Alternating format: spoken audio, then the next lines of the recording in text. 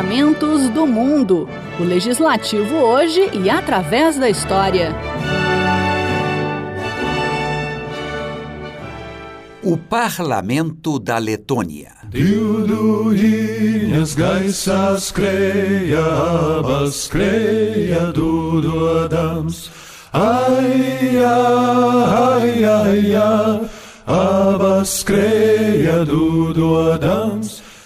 As águas geladas do Mar Báltico, na Europa, banham a costa da Letônia, um pequeno país de pouco mais de 64 mil quilômetros quadrados.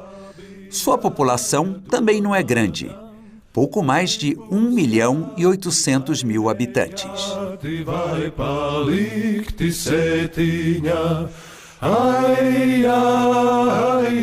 A Letônia é uma das 3 repúblicas bálticas e tem ao norte a Estônia e ao sul a Lituânia.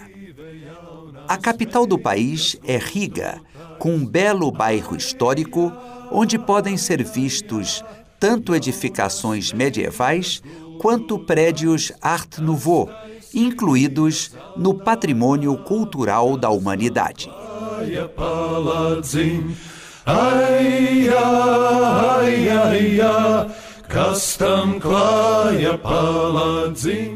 Mas não apenas a história atrai os visitantes na Letônia. As florestas cobrem quase a metade do território, o que favorece o turismo ecológico. Aliás, o país atraiu também, ao longo dos séculos, o interesse de diversas potências. Para falar de sua história, devemos lembrar que o território foi habitado desde 8.000 anos antes de Cristo. Os antepassados dos atuais letões chegaram por lá ao redor de 3.000 antes de Cristo. Eles mantiveram contato com o Império Romano através do comércio do âmbar. Depois, no século VII, a área foi invadida por tribos eslavas.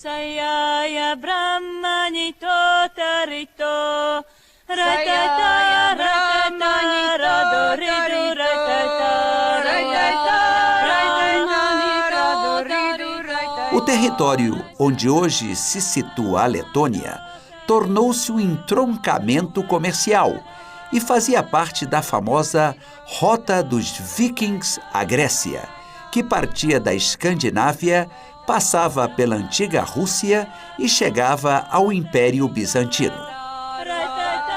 Do século IX ao século XII, a área foi disputada por suecos, alemães e russos, passando depois ao domínio dos Cavaleiros Teutônicos. Essa ordem militar alemã, surgida nas Cruzadas, controlou o território durante 3 séculos. Foi no século XVI que a Letônia passou a fazer parte do Reino da Polônia e Lituânia. E já no século XVIII, caiu sob o domínio do Império Russo, da mesma forma que a Lituânia, a Estônia e parte da Polônia.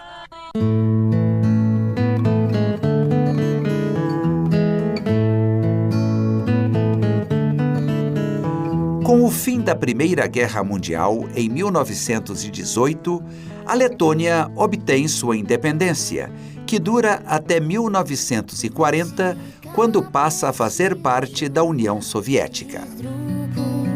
O território letão torna-se palco da luta entre as tropas nazistas e o Exército Vermelho durante a Segunda Guerra Mundial. A União Soviética é vitoriosa e a Letônia constitui uma de suas repúblicas até 21 de agosto de 1991, quando de novo se torna independente. Reiz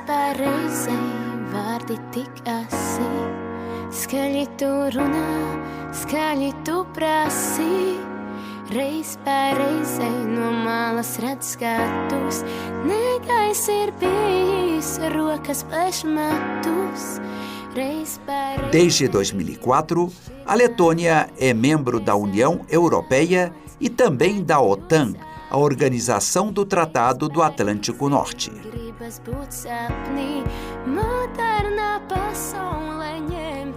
País democrático, a Letônia conta com um parlamento unicameral chamado Saeima, com 100 deputados.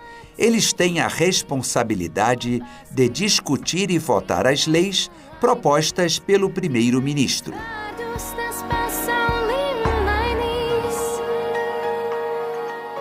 Aliás, o regime é parlamentarista e o primeiro-ministro é quem manda efetivamente no país.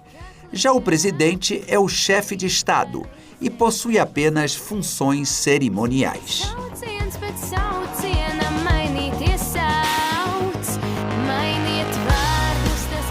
Somente podem participar do parlamento da Letônia os partidos que obtiverem pelo menos 5% dos votos. As últimas eleições ocorreram em 1º de outubro de 2022 e os mandatos dos parlamentares duram 4 anos. Mas, como é normal no parlamentarismo, as eleições podem ser antecipadas em determinados casos.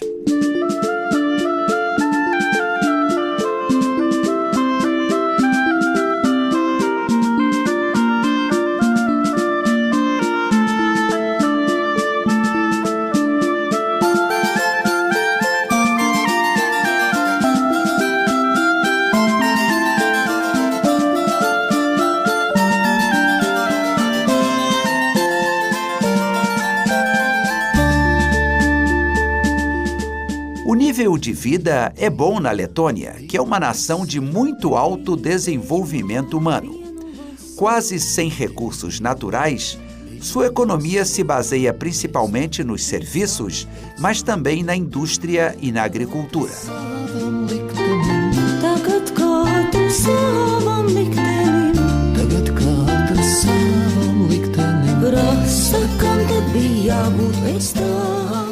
Os letões gostam de comer carne e peixe, geralmente com o acompanhamento de batatas.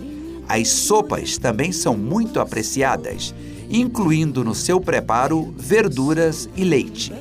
O pão preto à base de centeio é indispensável.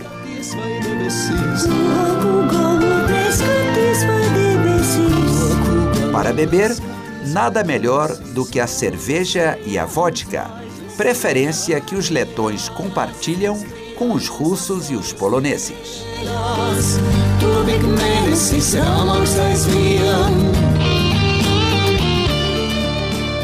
Parlamentos do Mundo é um quadro redigido e apresentado por Ivan Godoy. Trabalhos técnicos, Flávio Faria.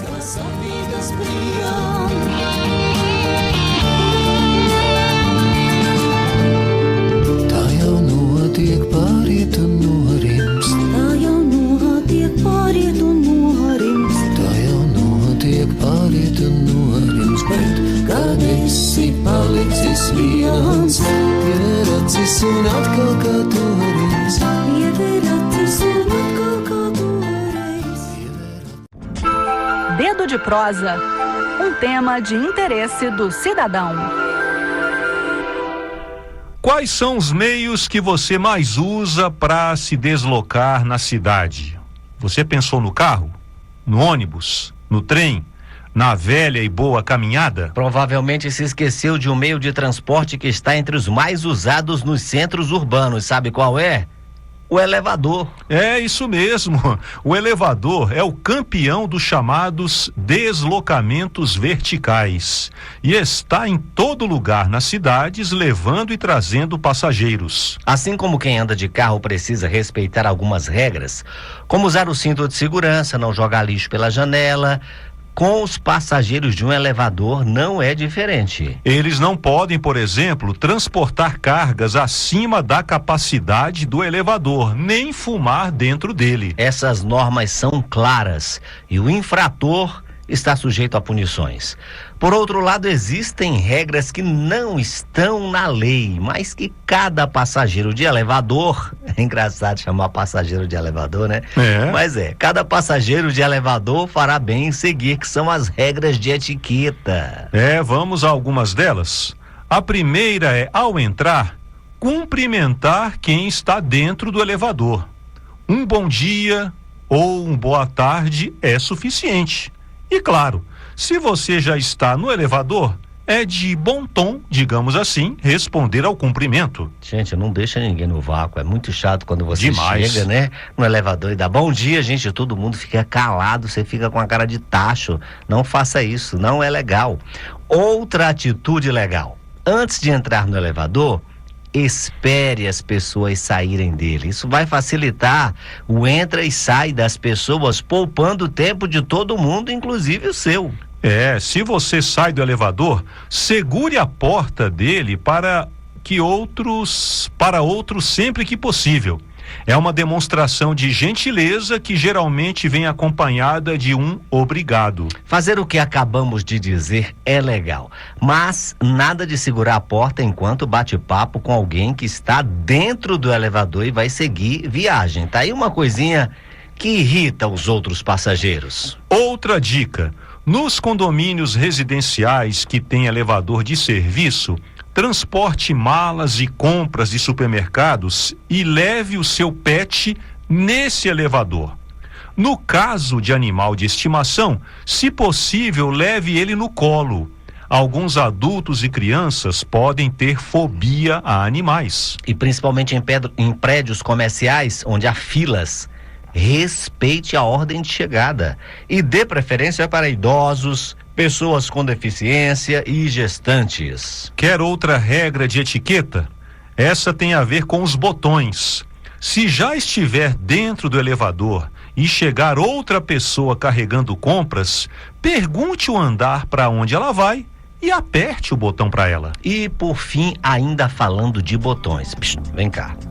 Você não precisa apertar o botão do seu andar de forma compulsiva. Deixa eu te contar um segredo. O elevador não vai andar mais rápido com isso, não. É verdade. Não é verdade? Que coisa, né?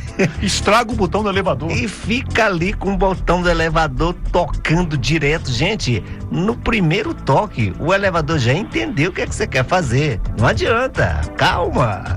Verdade. Olha, é verdade que uma viagem de elevador não é o melhor dos mundos. É um espaço apertado, na maioria das vezes sem uma paisagem para desfrutar.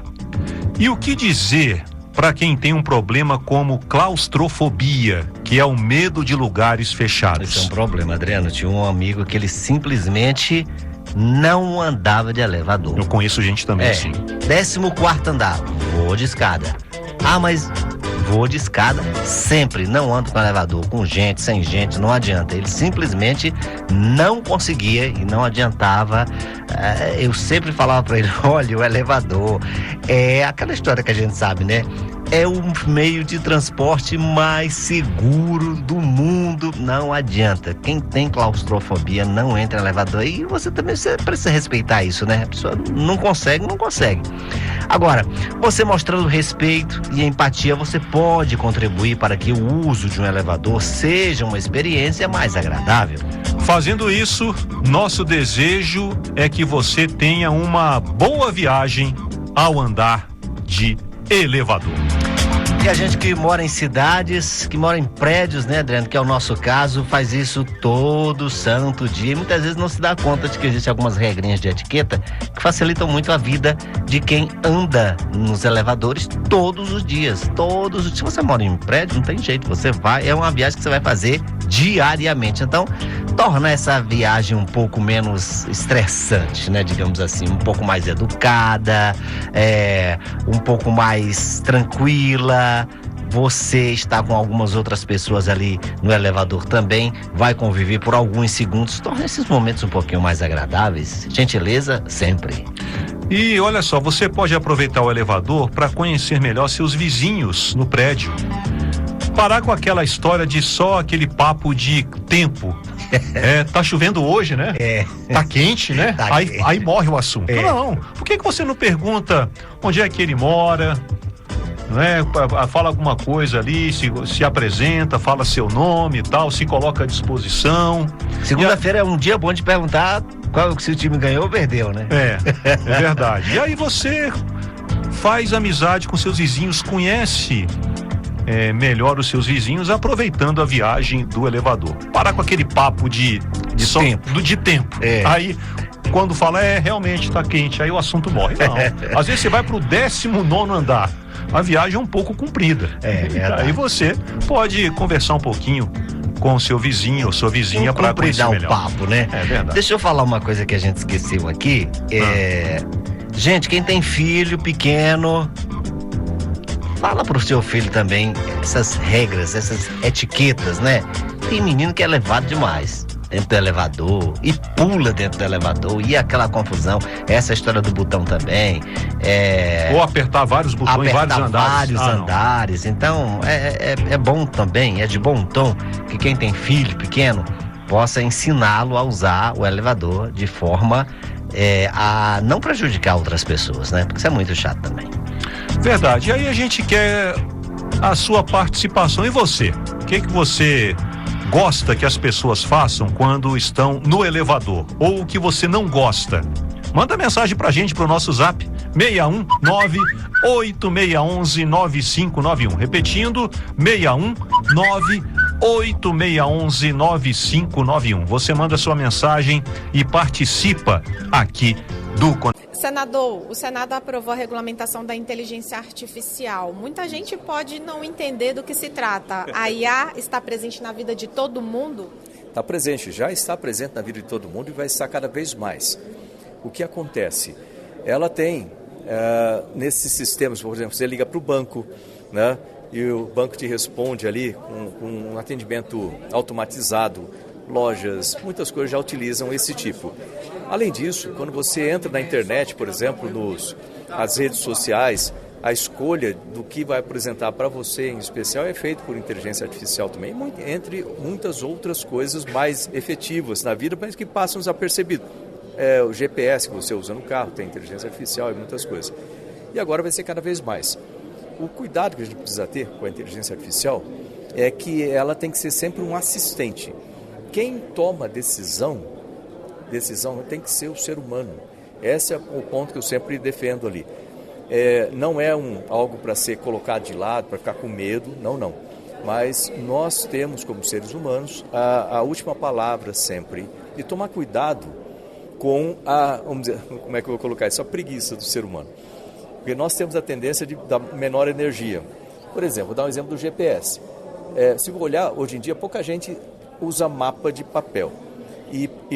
Aliás, às vezes a gente vai 2 quadras de casa e liga o GPS para isso, em vez de memorizar o caminho. O que eu quero dizer com isso é que a gente tem a tendência de deixando decisões cada vez mais em sistemas automatizados. Imagina um avião, piloto automático, a gente já viu alguns acidentes acontecerem, o piloto confiar demais no piloto automático. Se a inteligência artificial começar a tomar decisões, pilotar o avião, cada vez mais o piloto vai deixando isso por conta e aí onde tem o perigo. Então, não é só a inteligência artificial, tem que treinar o ser humano para utilizar bem a inteligência artificial também. Senador, o projeto fala de atividades de alto risco. O senhor poderia explicar melhor, como, por exemplo, a questão do avião, né? Os seres humanos têm que estar monitorando. Os senhores tiveram esse cuidado de definir que entram também questões ligadas aos procedimentos médicos, de diagnóstico? A maneira como eu tinha colocado na emenda 1, eu tinha colocado isso da maneira tradicional que a gente usa para análise de riscos no sistema aéreo. Então, você tem uma tabela de probabilidade, uma tabela de impacto de uma ocorrência, e aí nas colunas dessa tabela você tem os fatores contribuintes para aquilo lá. Dentro disso você tem uma tipo 1, 2, 3, 4, 5. 1 é baixo risco, 2 é baixo médio, 3 é médio, 4 é médio alto, 5 é alto. E você multiplica a probabilidade pelo impacto, você vai ter um número e esse número te dá a classificação de risco e a partir dessa classificação você trabalha com as mitigações, tanto com a redução, vamos chamar assim, desde da probabilidade quanto mitigação do impacto. Essa é a maneira tradicional de se trabalhar. E é muito útil você fazer isso em tabela, que eu queria deixar essas tabelas para serem frequentemente renovadas pela comissão ou pelo conselho formado aí das agências reguladoras, comunidade científica e etc., porque isso muda com o tempo, à medida que a tecnologia evolui. Um dos riscos que a gente tem nesse tipo de legislação é ela ficar obsoleta logo na sequência, porque a tecnologia evolui. De repente, uma coisa que é alto risco hoje pode ser baixo risco amanhã, ou médio. Ou uma coisa que é baixo pode ser alto. Então, nessa legislação como saiu, isso ficou escrito ali nela. Corre um risco grande de obsolescência. Mas uma coisa que é alto risco, por exemplo, imagina um procedimento médico controlado por robôs e com a inteligência artificial controlando os robôs e não um ser humano ali. Isso é altíssimo risco, está colocando a vida da pessoa na mão. Ou um carro sendo dirigido automaticamente, né, por uma inteligência artificial também. Toda vez que você coloca a vida da pessoa pelas decisões da inteligência artificial, você tem altíssimo risco. Agora, tem aquelas que são baixo risco, a gente tem que analisar, por exemplo, quando você tem uma inteligência artificial simplesmente para te auxiliar como diagnósticos, imagina diagnóstico de mamografia. Então, é importante fazer esses testes, o ideal seria toda a população feminina, né? A partir de uma certa idade tem que começar a fazer esses testes. É um número muito grande para cada médico ir olhando cada uma delas, e o médico, como todo ser humano, tem um problema de atenção, tem problema de cansaço e tudo isso. A máquina não tem isso. Então a máquina vai fazendo a primeira análise, vai olhando, ok, esse caso aqui olha melhor, esse caso olha, tudo isso aqui é livre, isso aqui olha. Então ela trabalha com muito mais velocidade, muito mais quantidade, muito mais precisão do que um ser humano, e aí passa para o médico que toma a decisão. Então isso aí é baixo risco, são diagnósticos feitos com baixo risco. Ou uma inteligência artificial que faça, por exemplo, classificação de documentos para dentro de um escritório de advocacia, baixo risco também. Então a gente tem que diferenciar bastante. Alto risco também pode envolver aspectos relacionados ao ser humano, em termos de proteção de dados, em termos de discriminação, em termos de ética. Então tudo que vai tratar com o ser humano ou com sistemas críticos do país, como o sistema elétrico, o sistema de água, por exemplo, tudo isso aí tem que ser considerado como alto risco quando a inteligência artificial toma decisões. Quando ela é só um auxiliar, não. E aí é o ser humano que está tomando a decisão. E esse é o cuidado que a gente sempre tem que ter. O senhor mencionou que o projeto foi aprovado aqui, mas que ele ainda necessita de alguns ajustes que poderão ser feitos na Câmara, ou se a Câmara alterar, ele volta para o Senado. O que ficou faltando na avaliação do senhor? Tem vários aspectos, né? Que uma legislação ela nunca sai perfeita, infelizmente tem isso. E muitos aspectos ainda ficaram para uma melhor análise. A gente não pode parar o projeto, ficar um tratamento convolutivo, né? Só e não sair do lugar. Então ele anda agora para a Câmara com alguns disclaimers, vamos dizer assim, né? Atenção nesses pontos. Um dele é justamente isso de prestar atenção em achar uma maneira de não deixar a legislação ser obsoleta muito rápido. Ou seja, alguns sistemas como esse que eu citei, da tabela de análise de risco, as tabelas de análise de risco. Outro ponto importante é a composição e a operação da CIA, né? Como que isso aí pode ser feito e deve ser feito da melhor maneira, com a participação dos vários setores do Brasil, principalmente das agências reguladoras. Cuidado para não haver conflito de legislação. A tendência geral é você querer colocar em algo que é transversal, como inteligência artificial, você trazer tudo ali para dentro, em tudo que ela interfere. Isso é impossível e não é eficiente. Então, se você tem uma lei, tem um Código Civil, os aspectos da inteligência artificial que tratam de crimes ou alguma coisa, ou qualquer tipo de que está no Código Penal, no Código Civil, tem que ser tratado no Código Penal, no Código Civil, não trazer para cá, aquilo tem que ser mais geral. Inclusive, isso afeta também a questão de direitos autorais, que vai dar muito pano para manga nisso aí. Porque se você começa a cobrar direito autoral aqui no Brasil, as empresas vão fazer isso lá de fora. E a gente vai usar bancos de dados lá fora para tratar de problemas que são nossos, e a tendência é ficar mais caro e menos eficiente. Como eu vejo que isso pode ser resolvido de uma maneira muito simples, é o seguinte: eu sou autor de artigos, vamos supor, eu sou jornalista, autor de vários artigos. Eu posso designar, junto com o meu artigo, esse artigo é de uso livre. Ou, não, isso aqui é direito autoral cobrado. E aí, quem vai fazer os modelos vai ver o que é de uso livre, eu uso. A tendência geral vai ser que os de uso livre vão ser mais propagados, vamos chamar assim. E os outros não, ou vão ser cobrados. Mas, porque se você restringir demais nesse sistema, você pode restringir a quantidade de empresas que vão trabalhar no Brasil, e lembrar que isso afeta principalmente as startups, as pequenas, porque elas não têm outra opção, elas têm que trabalhar aqui. As multinacionais, as gigantescas, para elas isso não é problema, porque ela não faz aqui, ela faz no outro país que autoriza. Então, a gente não está resolvendo um problema que é nosso aqui, de aumentar a nossa competitividade com as empresas pequenas. Minha maior preocupação são as empresas pequenas, startups, etc. Então esse é um problema também a ser tratado. Outro problema que eu coloquei, isso entrou na emenda 1, depois foi tirado, que é o seguinte: inteligência artificial é um sistema que aprende inclusive com o usuário. Então, diferente de um programa de computador comum, né? Você é um programa em Python, um programa em C++, ou um programa em, Excel, seja, você tem um programa ali, você coloca os dados, o programa mastiga, faz o algoritmo dele e dá a resposta. Se colocar dado errado, sai a resposta errada. Se colocar o dado correto, sai dado correto. Mas essa interação do usuário com o programa, ela não modifica o algoritmo, o programa. A inteligência artificial, diferente. Quando você coloca a interação do usuário com a inteligência artificial e começa o usuário, por exemplo, a, entre aspas, ensinar a inteligência artificial a xingar, a ser discriminatória, por exemplo, ela vai aprender dessa forma e ela vai se transformar nesse ser discriminatório, vai ser um ser antiético e assim por diante. A gente não quer isso. Então, a ética da utilização da inteligência artificial, o usuário ele tem responsabilidade também. É bom a gente pensar nisso. O desenvolvedor? Não, o usuário da inteligência artificial. Já tivemos vários exemplos disso. Por exemplo, vamos supor, a Google desenha uma inteligência artificial para trabalhar num certo sistema. E ela coloca uma série de travas, mas o usuário, quando quer fazer coisa errada, ele é muito criativo.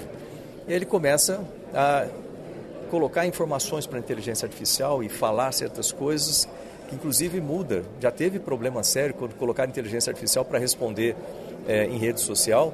De repente ela começou a xingar todo mundo, porque o pessoal começou a ensinar ela a xingar, começou a fazer esse tipo de coisa e você tem um comportamento inadequado.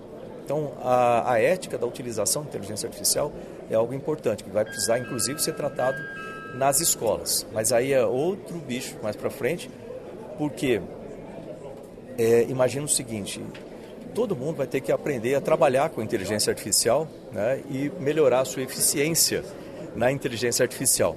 Só que não pode trocar o seu cérebro pela inteligência artificial. O que eu quero dizer, na escola, não é a inteligência artificial que vai fazer o trabalho de escola. Quem tem que aprender é o aluno, não a inteligência artificial. Como a gente vai utilizar a inteligência artificial na educação é algo também a se preocupar. Então tem bastante coisa aí pela frente a ser discutida. Senador astronauta Marcos Pontes, muitíssimo obrigada pela entrevista à Rádio. Agenda do Senado.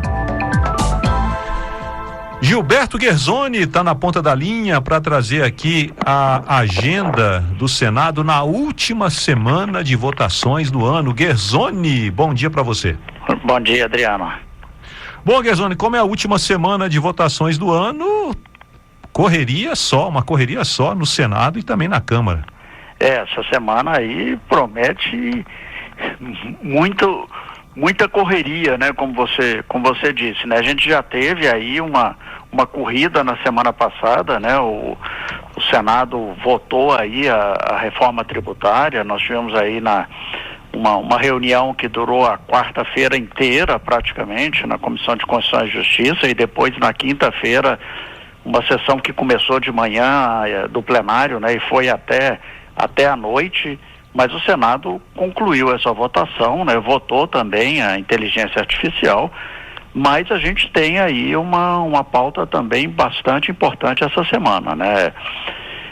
Primeiro tem a rotina do fim de ano, né? Que é a matéria orçamentária, e esse ano não houve condições de votar a Lei de Diretrizes Orçamentárias no meio do ano, como é o normal, né? A gente tem que votar ainda essa semana a Lei de Diretrizes Orçamentárias e essa não dá para passar pro ano que vem, né? Já que se não houver LDO nem lei orçamentária, o governo não pode gastar nada do orçamento, né? Nem as despesas obrigatórias.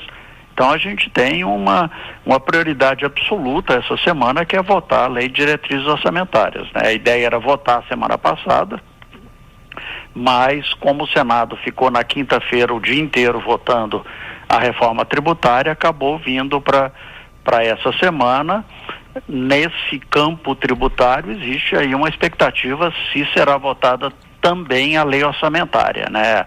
A LDO é imprescindível, a lei orçamentária é desejável, Mas a Comissão Mista de Orçamento adiantou bastante, então há uma possibilidade da gente votar essa semana as duas leis, né? Tanto a lei de diretrizes quanto a lei orçamentária. Mas a grande atenção dessa semana deve se voltar para a questão do pacote de gastos, né? O plenário tem outras matérias que devem ser votadas, tem, por exemplo, a questão da dívida dos estados, que é uma pauta do Senado, né? Uma pauta que vem sendo trabalhada há bastante tempo pelo presidente Rodrigo Pacheco, né? Ela foi aprovada no Senado, foi para a Câmara e o Senado vota agora o substitutivo da Câmara, já está na pauta. A gente tem os projetos de lei da Comissão de Justiça sobre o processo administrativo fiscal, que também estão na pauta, são projetos que provavelmente devem ser votados essa semana, mas a grande expectativa política é com o chamado pacote de gastos, né? O governo encaminhou aí os projetos à Câmara dos Deputados, né? Na verdade, formalmente, 2 deles são apresentados pelo líder do governo na Câmara, e aí a Câmara ainda tem que votar esses projetos, né? A Câmara tem hoje, inclusive, uma sessão para começar essa votação, e aí a grande expectativa é se a Câmara vai conseguir concluir a votação. Há um projeto de lei complementar e uma proposta de emenda à Constituição.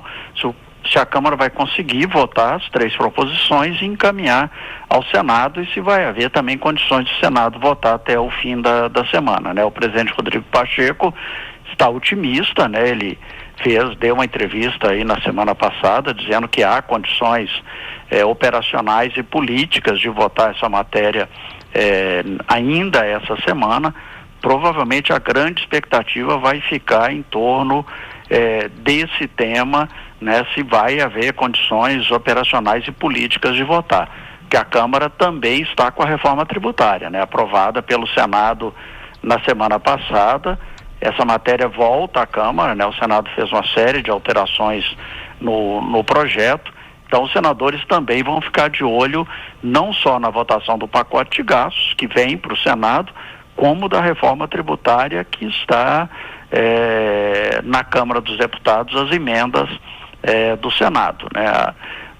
A grande expectativa de todo mundo é que tudo isso consiga ser votado essa semana, mas é bastante difícil, né? Politicamente não é impossível, claro, mas são temas não só complexos, mas polêmicos.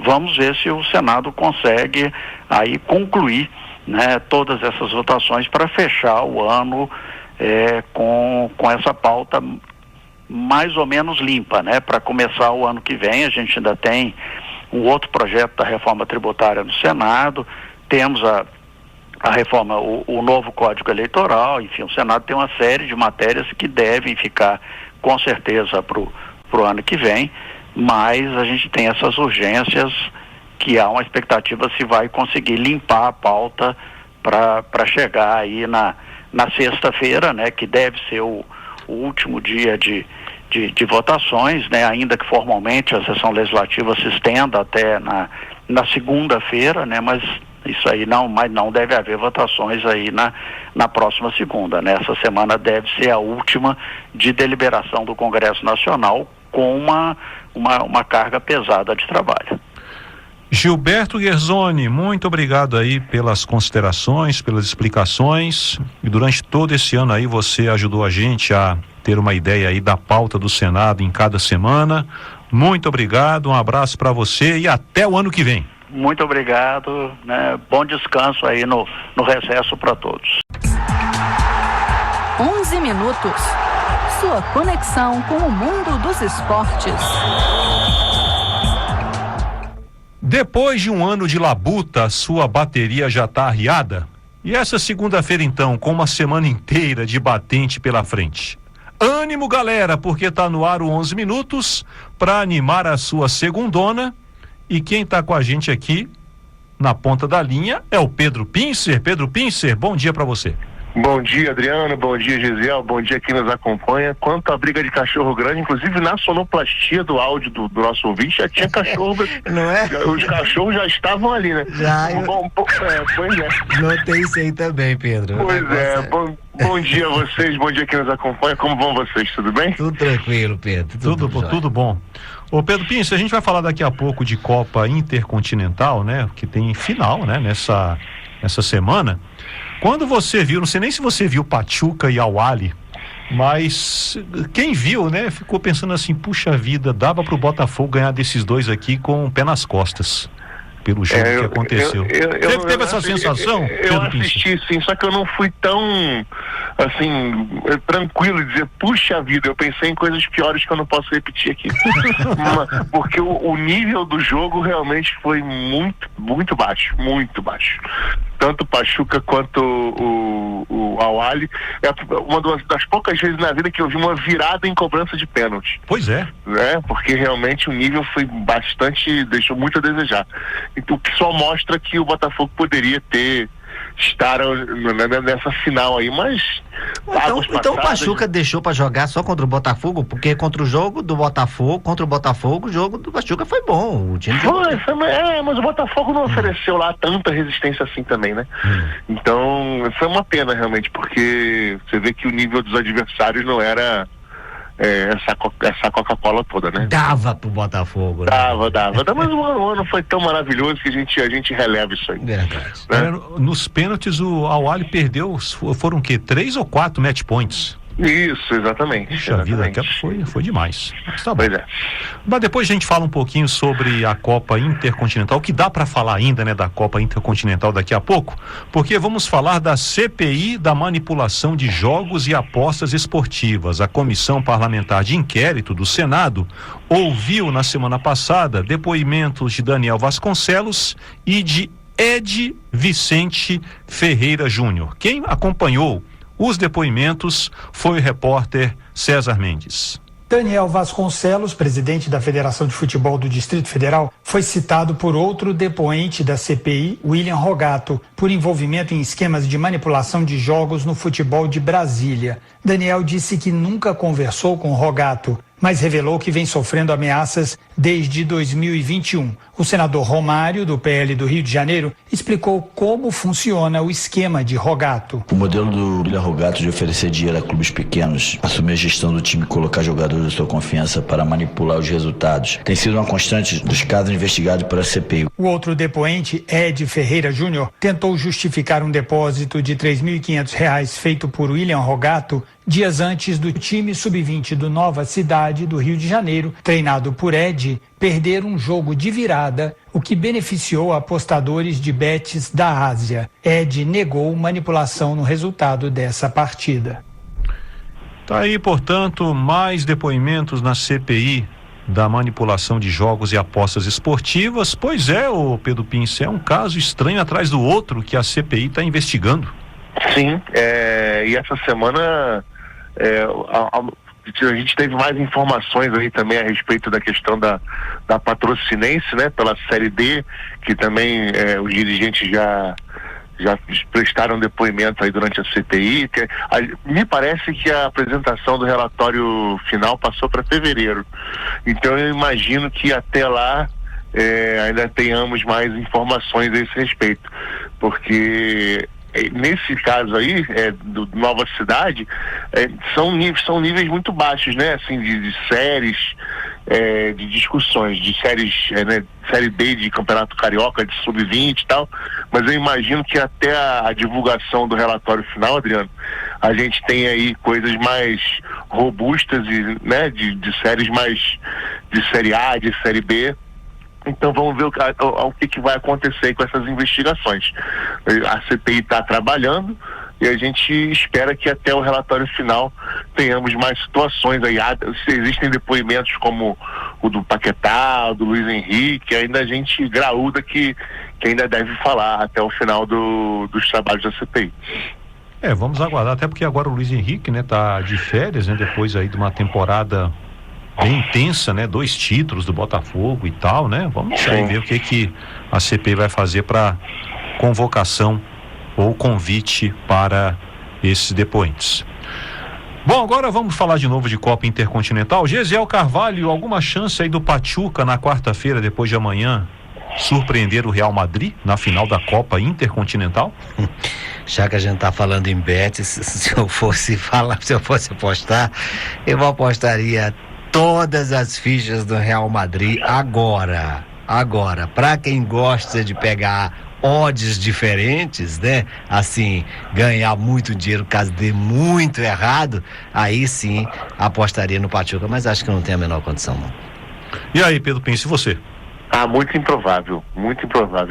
Mesmo a gente sabendo que a fase do Real Madrid não é a melhor, né? Inclusive empatou aí contra o Rayo Vallecano essa semana no último jogo do Campeonato Espanhol, mas o nível técnico é muito diferente. Então, se o Real Madrid entrar em campo com o mínimo de disposição para conquistar mais um campeonato, acho que o Pachuca não dá nem para o cheiro. Deve ser uma vitória tranquila do Real Madrid. Tá aí então, quarta-feira, né, final lá no Catar, palco da Copa do Mundo de 2022, está abrigando aí a Copa Intercontinental. E agora fica aí, né, o alerta, né, para os dirigentes da Conmebol, né, da CBF, para que no ano que vem, né, pelo menos aí o campeão da Conmebol tenha mais tempo para se preparar entre as competições. É claro que nesse ano teve a enchente no Rio Grande do Sul, que atrapalhou, né, o calendário do futebol brasileiro, né, teve aí esses tumultos e tudo mais, mas ano que vem já se sabe que vai ter Copa Intercontinental nesse formato. Então fica aí a dica para que o campeão da Conmebol, né, o representante da Conmebol, o campeão da Libertadores, não sofra tanto como o Botafogo sofreu no fim do Campeonato Brasileiro e no início da Copa Intercontinental. Queima um evento e um torneio que é muito esperado, muito aguardado pelos clubes, né? Pelos torcedores. E aí a gente já vê, por exemplo, o Botafogo jogando já no sacrifício, como foi aquela última partida contra o Pachuca. A gente, poxa, é um desperdício de talento, de jogadores, porque chegam realmente nessa fase já com a bateria quase que arriada, como você falou aí no começo da conexão. Tá bom, então. E já está acontecendo isso há algum tempo, né? O campeão da Libertadores se bem que ano passado, né, foi uma exceção, o Fluminense foi campeão no começo de novembro, né? Aí teve mais de um mês, né, entre uma competição e outra. Mas o que tem acontecido é que a Libertadores tem ficado muito próxima do Mundial a Copa Intercontinental agora, e isso prejudica, por exemplo, preparação de torcedores que querem comprar um pacote e tal, assistir o jogo. Não é barato, né, gente? Ninguém pode se ainda em cima da tirar 60 mil reais como o Luiz Henrique fez para voltar de classe executiva. Não é todo mundo que pode fazer isso. Então, requer um certo planejamento. Você soube disso? Luiz Henrique pagou 60 mil reais para voltar de classe executiva.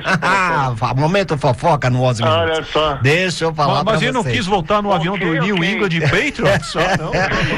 Exatamente, olha.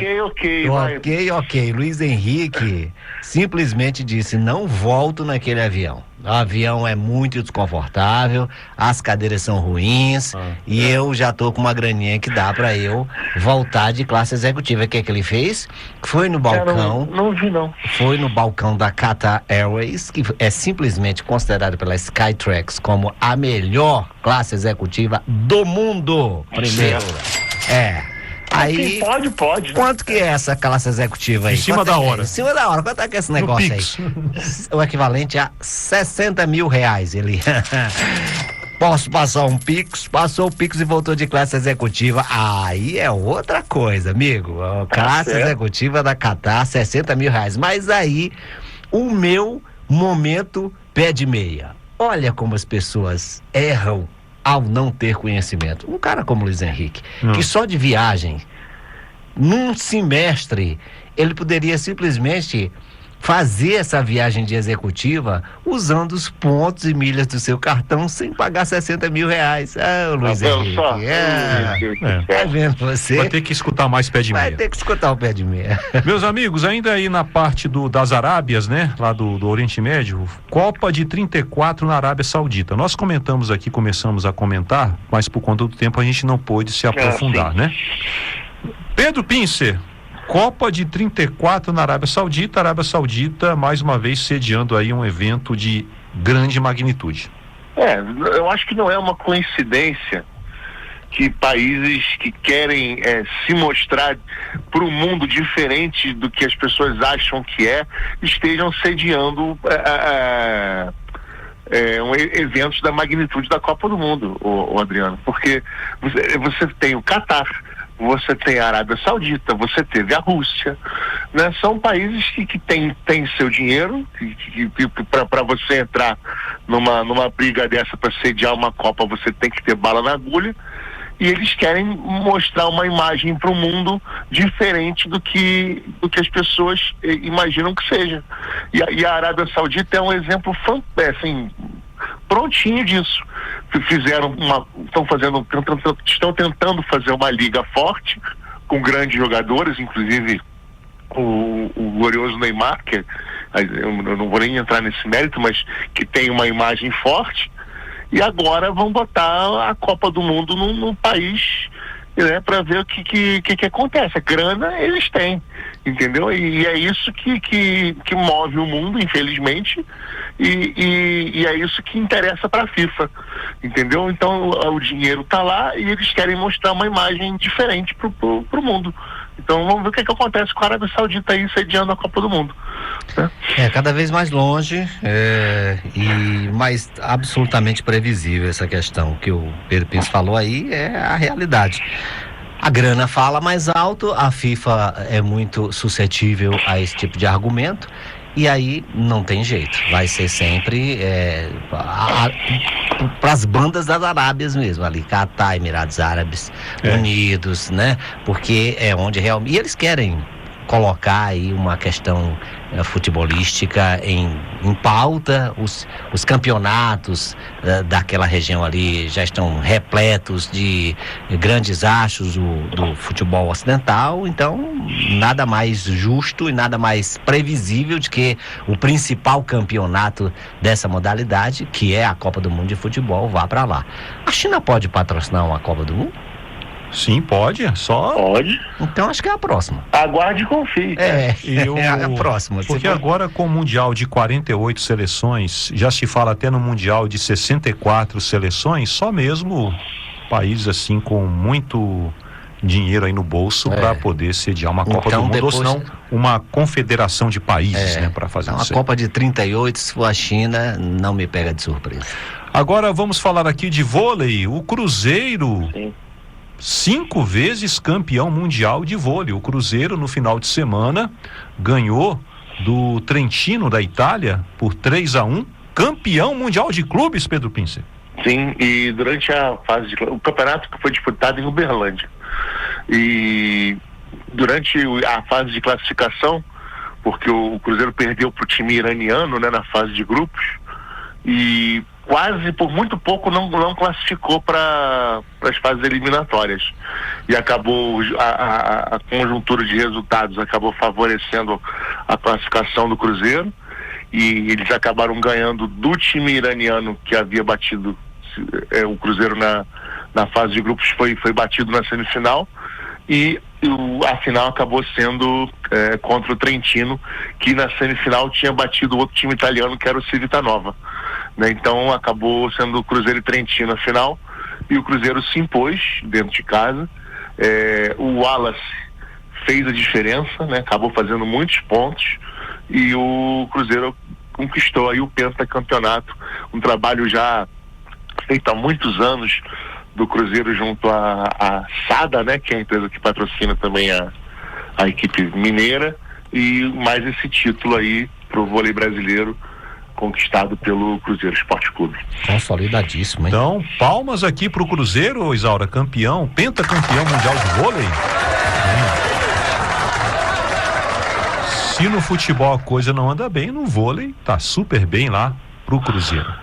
Agora vamos pro skate. Meu caro Gesiel Carvalho, não é que a Raíssa Leal é novamente campeã de skate? Eu fico perguntando, onde é que essa menina vai parar? Até onde ela vai chegar? É impressionante a precocidade da Raíssa Leal, desde que ela entrou no skate, e como ela vem surpreendendo. E quando a gente pensa que já viu tudo da Raíssa Leal, ela chega e diz, não viram ainda não. Ainda tem uma coisinha aqui que eu quero mostrar. Campeã em 22, campeã em 23, campeã em 24, tricampeã. É a primeira tricampeã de skate mundial e ainda com tanta coisa para mostrar, com tanto futuro pela frente. Eu fico impressionado com o que a Raíssa Leal é capaz de entregar e fazer parecer fácil uma coisa que não é. A gente sabe que não é, mas ela faz parecer tão fácil que a gente, poxa, eu faria isso aí também. Que bom que é brasileira, que bom que é a Raíssa Leal. O nível dessa final foi uma coisa assim fora foi impressionante, porque várias skatistas atingiram o chamado 9 Club, né, que são notas acima de 9 nas manobras. Como é que funciona, né? Você primeiro dá 2 voltas completas e depois faz 4 ou 5 manobras individualmente, cada uma delas. E a Raíssa chegou às manobras na liderança por conta das voltas que ela havia feito. Ocorre que nas 2 primeiras manobras ela não conseguiu completar, e com isso as adversárias acabaram ultrapassando ela na pontuação. Então ela chegou a um ponto que, para continuar competindo, ela precisava acertar as 3 manobras para ter chance de medalha. E as 3 manobras que ela acertou foram um negócio assim portentoso. Mais uma virada fantástica, como foi para conquistar o bronze na Olimpíada de Paris, que ela quase não conseguiu, mas no final acabou virando. E dessa vez, mais uma vez, fez 3 manobras fantásticas e acabou ganhando o campeonato. Ela é verdade. Fora da curva, realmente. E aqui a Isabel Silva, está em Aracaju, está aqui no YouTube, diz: vivas aos atletas paralímpicos, a Raíssa Leal e ao Sada Cruzeiro, verdadeiros campeões internacionais. Então, palmas aqui, Isaura, aproveitando aqui a carona da Isabel. Muito bem.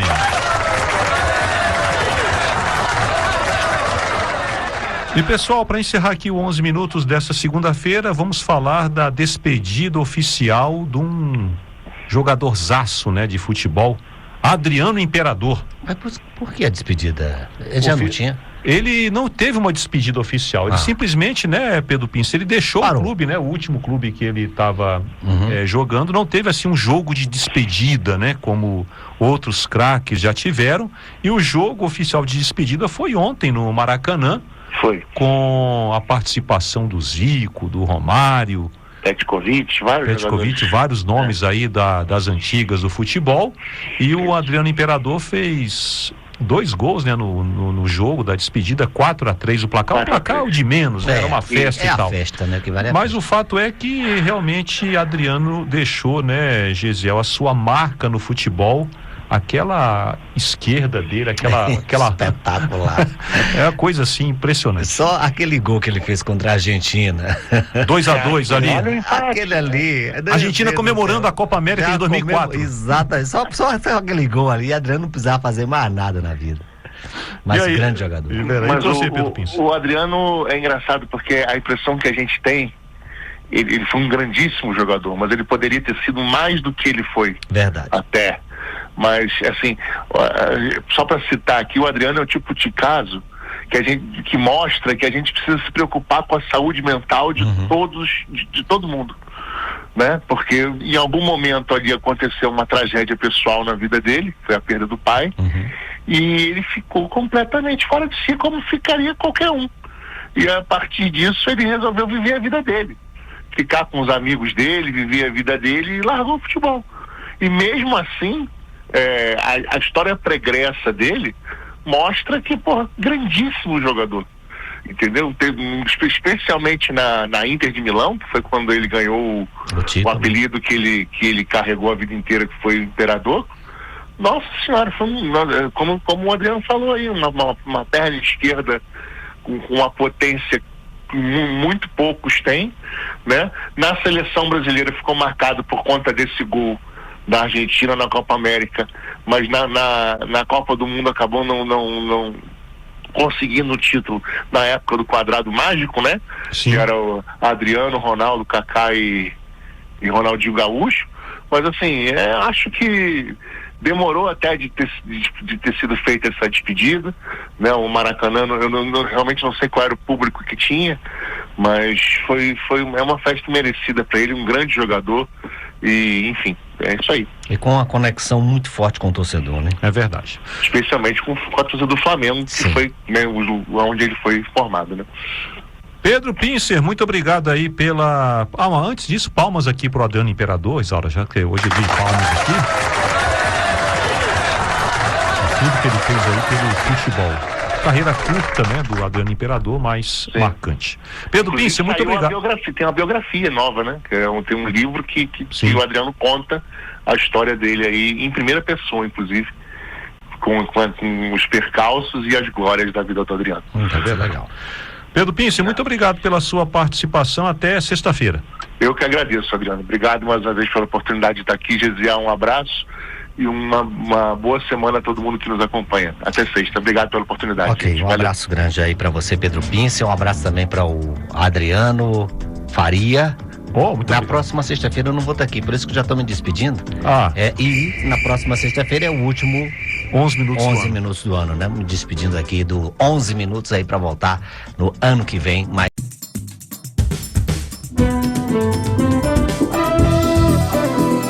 Está no ar o Jornal do Senado.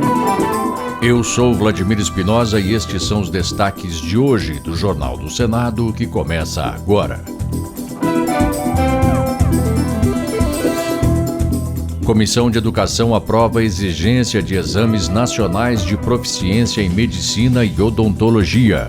Debate na CDH aponta melhorias necessárias na Lei Maria da Penha. E Senado pode aprovar renegociação da dívida dos estados nesta semana. Corte de gastos do governo também está na pauta.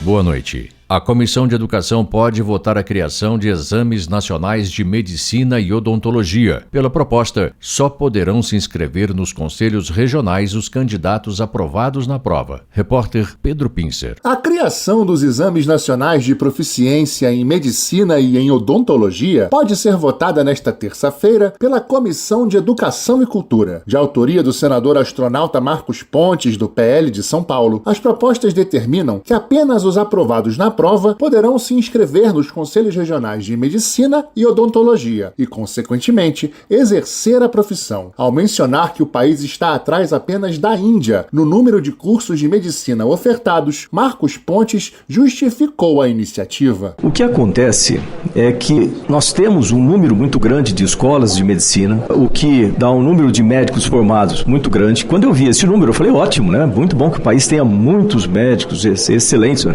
Quando eu falei, é bom ter muitos médicos, né? Não, sem dúvida, mas sem ter qualidade, isso é muito perigoso. Está multiplicando o problema. A relatora do exame na área da odontologia, senadora professora Dorinha Seabra, do União do Tocantins, destacou que a proposta busca aprimorar a formação de profissionais e garantir a prestação de serviços com competência técnica e ética. E entendo que a realização do exame ele é um instrumento importante para o exercício da profissão e, ao mesmo tempo, pode ser um instrumento direcionado às instituições formadoras, buscando sempre melhorar a qualidade de formação e, obviamente, o serviço prestado aos cidadãos brasileiros. Os dois projetos ainda serão analisados pela Comissão de Assuntos Sociais. A Comissão de Direitos Humanos discutiu nesta segunda-feira as melhorias que são necessárias para a correta aplicação da Lei Maria da Penha. Repórter César Mendes. A Lei Maria da Penha completou 18 anos de existência no combate à violência doméstica e familiar estabelecendo ações de proteção como os juizados especiais, a concessão de medidas protetivas de urgência e a garantia de assistência às vítimas. Regina Beatriz da Silva, da Associação de Direito de Família e das Sucessões, disse que a lei precisa ser aperfeiçoada, porque sua aplicação tem levado a casos graves de alienação parental. Mas a defensora pública, Rafaela Mitre, defendeu o uso imediato de medidas protetivas e sua manutenção enquanto houver situação de risco para a mulher. O senador Paulo Paim, do PT gaúcho, trouxe dados que revelam que 2023 foi o ano com o maior número de feminicídios no país desde 2015. Foram 1.463 vítimas de feminicídio no ano passado em todo o país, ou seja, 1,4 mulher é morta por cada grupo de 100 mil. Paim disse que a lei é um marco divisório na defesa dos direitos das mulheres e é considerada uma das 3 normas mais avançadas do mundo pelo Fundo de Desenvolvimento das Nações Unidas para a Mulher, UNIFEM. O plenário do Senado homenageou o centenário de nascimento do político Antônio Carlos Conder Reis. O catarinense foi senador por 2 mandatos, entre os anos de 1963 a 1971 e, posteriormente, entre 1971 a 1979. Foi também deputado federal, governador de Santa Catarina por 2 vezes e tinha formação em museologia, direito e economia. A sessão especial foi presidida pelo senador Esperidião Amin, do PP de Santa Catarina, que foi também o autor do requerimento para a homenagem. Amin ressaltou que Conder Reis contribuiu com o progresso tanto da região catarinense quanto do país. Seu governo ajudou a consolidar a posição de Santa Catarina como um estado de singularidades, de qualidades singulares, com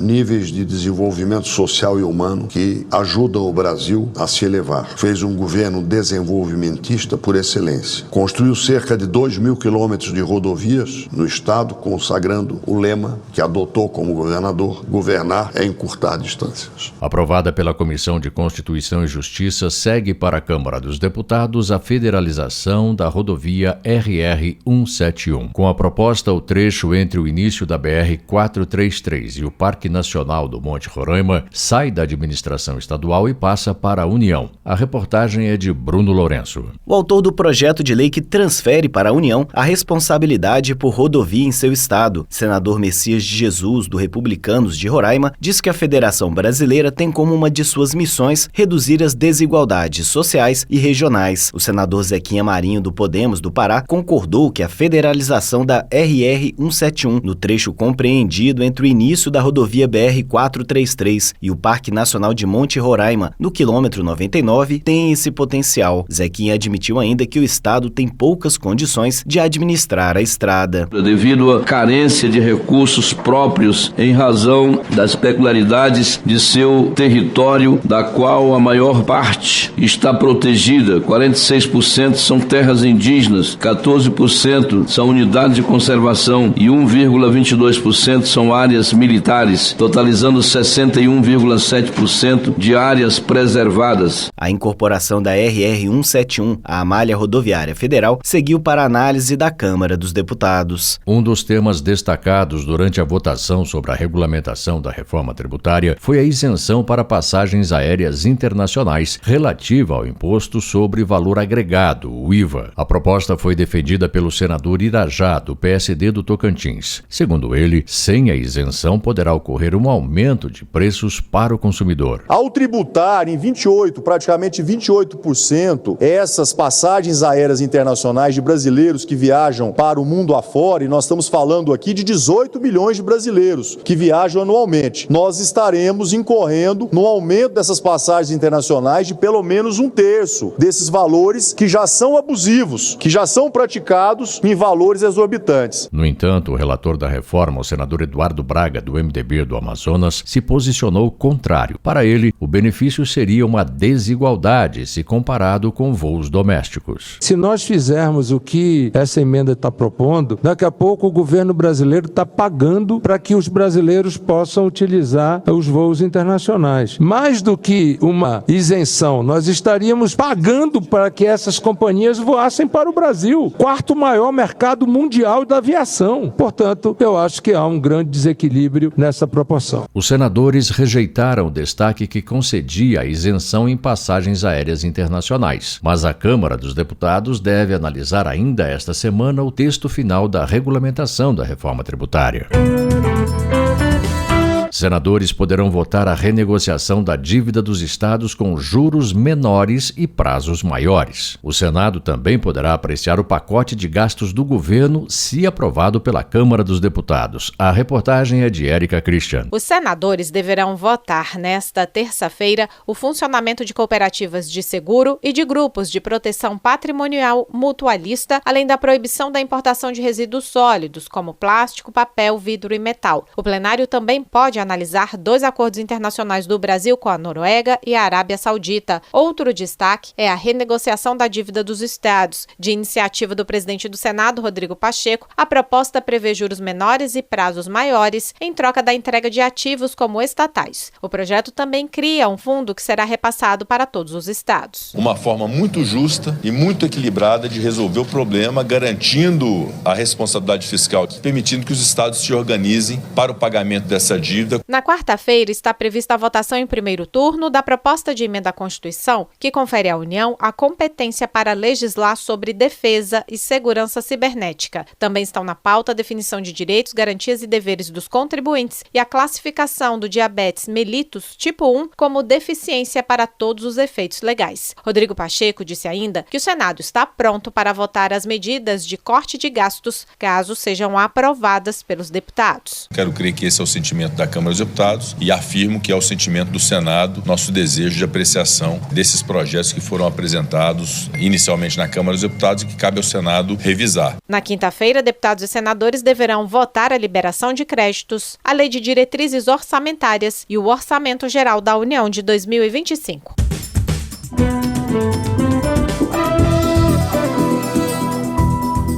Com trabalhos técnicos de Eliseu Caires, o Jornal do Senado fica por aqui. Acompanhe agora as notícias da Câmara dos Deputados. Boa noite e até amanhã.